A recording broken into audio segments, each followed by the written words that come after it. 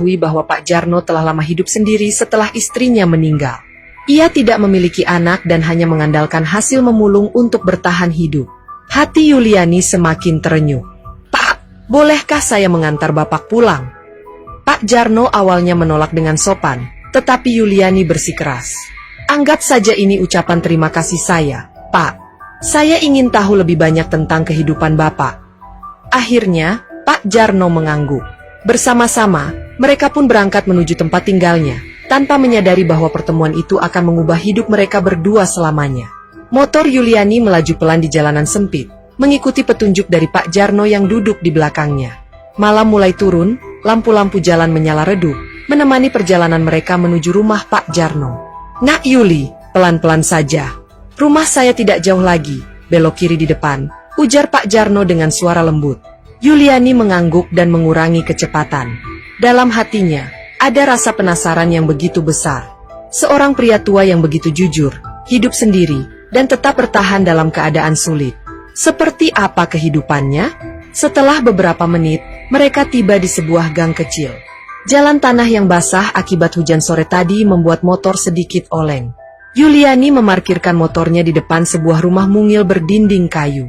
Cahaya lampu temaram dari dalam rumah itu memberi kesan sederhana, tetapi terasa hangat. "Ini rumah Bapak?" tanya Yuliani, sedikit terkejut melihat betapa kecil dan sederhananya tempat tinggal Pak Jarno. "Iya, Nak. Hanya gubuk tua, tapi cukup untuk berteduh," jawab Pak Jarno dengan senyum tulus. Yuliani turun dari motor dan memperhatikan rumah itu lebih dekat. Meski sederhana, rumah itu tampak bersih dan rapi. Halaman depannya ditumbuhi beberapa tanaman yang terlihat terawat. "Silakan masuk, Nak. Maaf kalau seadanya," ucap Pak Jarno sambil membuka pintu. Yuliani melangkah masuk. Di dalam, hanya ada beberapa perabotan sederhana, sebuah meja kayu kecil, kursi bambu, dan dipan yang dialasi tikar. Di sudut ruangan, ada rak kecil berisi beberapa kitab agama dan buku-buku tua. "Bapak tinggal sendiri di sini?"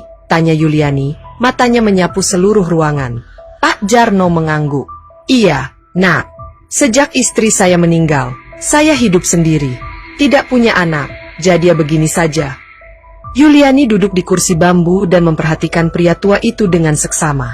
Meskipun hidup dalam keterbatasan, wajah Pak Jarno memancarkan ketenangan dan kebijaksanaan.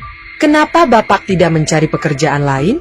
"Maksud saya, pekerjaan yang lebih ringan," tanya Yuliani penasaran. Pak Jarno tersenyum. "Saya sudah tua, Nak.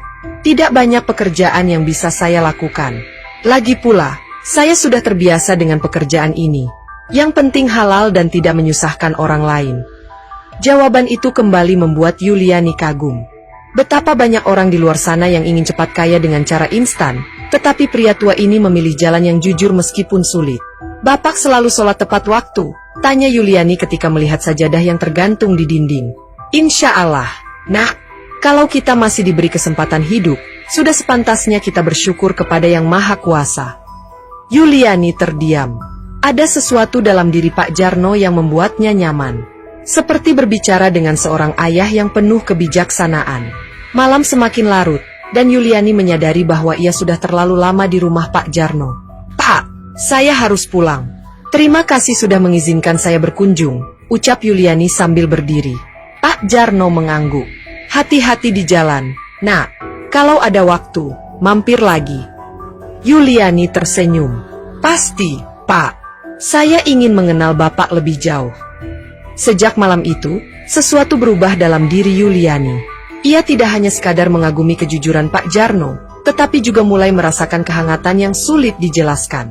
Tanpa disadari, itulah awal dari kedekatan mereka berdua. Hari-hari berlalu, tetapi pertemuan dengan Pak Jarno terus membekas di hati Yuliani. Entah mengapa, setiap kali ia mengingat pria tua itu, ada rasa hangat yang muncul dalam dadanya. Kejujuran, kesederhanaan, dan ketulusan yang terpancar dari Pak Jarno seolah menjadi sesuatu yang baru bagi Yuliani, yang selama ini hidup di lingkungan penuh gengsi dan kemewahan. Di sela-sela kesibukannya sebagai polisi, Yuliani mulai sering menyempatkan diri berkunjung ke rumah Pak Jarno.